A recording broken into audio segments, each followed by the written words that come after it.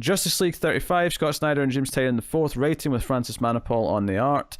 And I'm sure I'm going to have to listen to Connor gush about Francis Manapul. Well, I would, but there is some, the extra colorist at the back end. I felt the shift. It wasn't as smooth as Manipul's colors are. No. Sure. But I will say that the way that this is paced, very, very Francis-esque. The different panels break down. Like it threw me back to No Justice a little bit, which is I was digging. If he'd colored all of this, it'd be just perfect Manipul. As it was, the back, maybe 7 or 8 pages, I could feel it. It just wasn't as smooth. It's just a little bit crisper than Manipul's soft colors are. Yeah. Just took away from it a bit overall. I'm going to go to the end. I want to see something because I wasn't really paying attention for it when I was looking. No, I have no strong opinions. I was looking. I was looking at the last few pages to see if I preferred the other coloring, just to have a hot take. But I don't have any strong opinions, so never mind. I just wanted to upset Connor. Let's be honest. That was my. Yeah, you did. It changes. I think it's after the big double page spread, and we go to the Promethean Galaxy stuff. Yeah. I think it's after that. That's where I really started noticing it. So I really don't want to be a downer on the books this week, but I think this issue is fine. It's not a bad issue, but it suffers from being the issue before the big stuff happens. I kind of love this issue.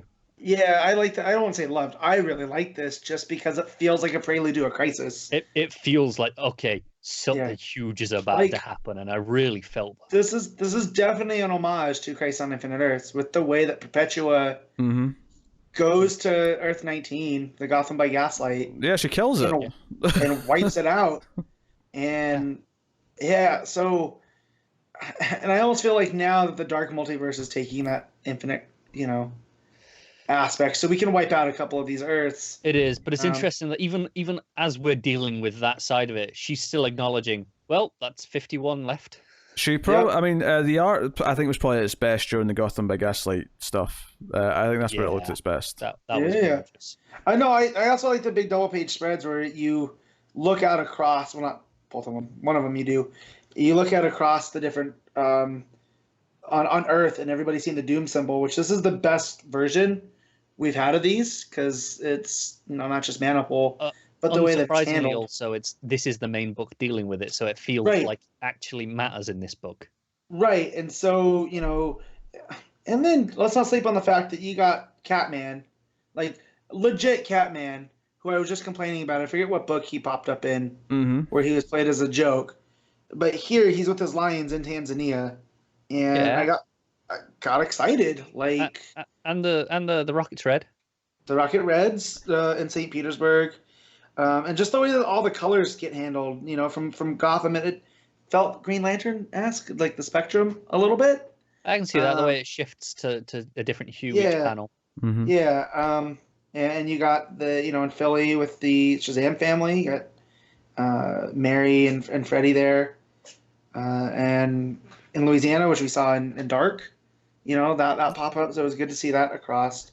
Yeah, I mean, the book kind of splits into 3 segments. It's basically, the wraparound is all the characters reeling from all the shit that's going on and trying to figure out things out. The 2 main sections, though, are Earth 19 being destroyed by Perpetua, and then the section where they're trying to save Hawkgirl and Shane to get the autopilot to bring them back to Earth, but Perpetua puts a stop to that.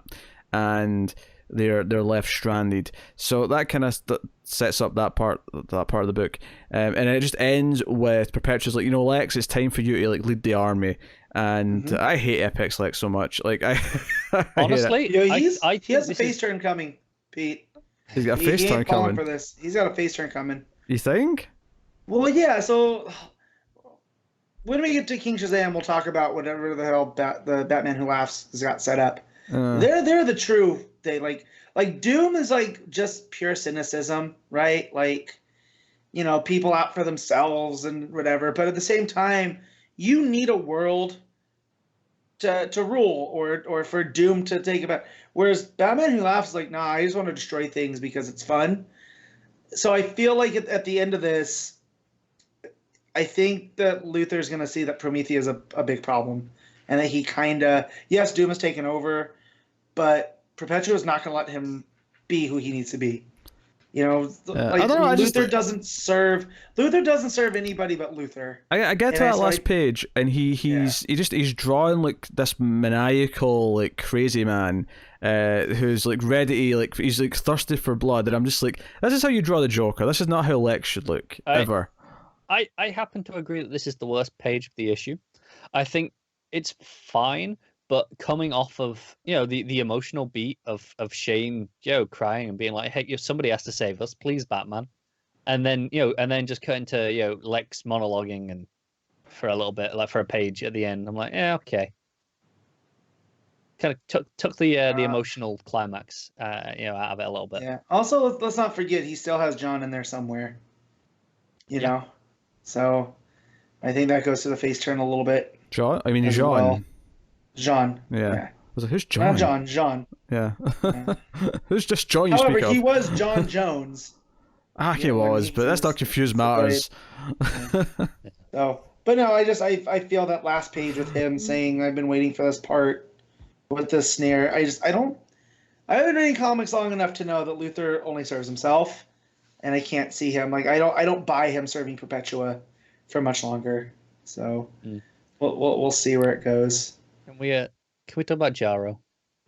You can talk about Jarro if you want. Go ahead. Yeah, like honestly, best moment of the issue for me was Jarro near the start. You know, Batman's, you know, he's talking about plans. You know, we need to get him back here to regroup. You know, and there is the pause, and Jarro's like, oh, you need to say goodbye. He's like, yeah, don't tell me what I mean. He's like, oh, yeah, I read minds, Dad, but the way Manapul draws Jarro, he looks so sad when he's saying that. Yeah. Like, he genuinely looks so sad, and it's impressive that he can do that. Like, give that emotion to something with one eye and nothing else. Yeah, but let's not forget that Jarros in the story tried to prevent all this from happening by keeping the Justice League from going. Yeah. So he's like, he's not feeling like he's living up to his true potential. But yeah, no, it's real. Manipul's real. Easy leader in the clubhouse for art this week, like. Probably. But yeah. Yeah, that was an okay issue. I don't know. I've had my misgivings with the Snyder run. Yeah, so. This has been your default. You know, it's okay since the beginning. So I'm not surprised you feel that. I just, you know, me and Connor have been more up. As per usual, I'm just not feeling the weight of it. Like the emotion just isn't landing for me. When we were cutting around the different, you know, multiverses, worlds, space, like before we got to Earth 19, and it's building. I'm like, you know, and it ends, you know, the world story, and I'm like, yeah, I'm feeling this. Like it's feeling like genuinely epic and building up to something huge now, and I'm really excited to get to the end. And the way that it works too is continuity wise, the multiverse is out of sync now, right? They're one Earth gone. Yeah. And everything worked off a balance. So how does this impact that? Now, will a dark world pop up now? Right? Like, does one have to take its place? Right. Yeah. Is that what Tempest Fusionnaut's taking an eye on? Like, he doesn't want the worst of the worst, you know, popping up to replace that. So he's policing them or whatever. I don't know. But it feels like there's a synergy there, you know. And again, this feels like a prelude to a crisis. It does, yeah. I will say that lack of Jessica Cruz hurt on that Ghost Sector panel, and whatever the hell's going on with Cyborg. I'm very as a Starfire guy. This was the God panel. Versions of them. You know, this was when we were reading it and we saw the statues and whatnot. This is what they looked like, right? Like, yeah, I mean, Starfire still looks reasonably like Starfire. Cyborg's just like, what the hell? And Jess is just gone. Man, I was disappointed. All right, okay. Yeah. I'm done with the book. If you guys got anything else, you can. No, I'm good. All right, what are you rating it? I think we're finished gushing. Yeah, I'm gonna give this an 8. Connor? Yeah, I'm going for 9. I'm going to 6. So. Oh. Now who's the degrader?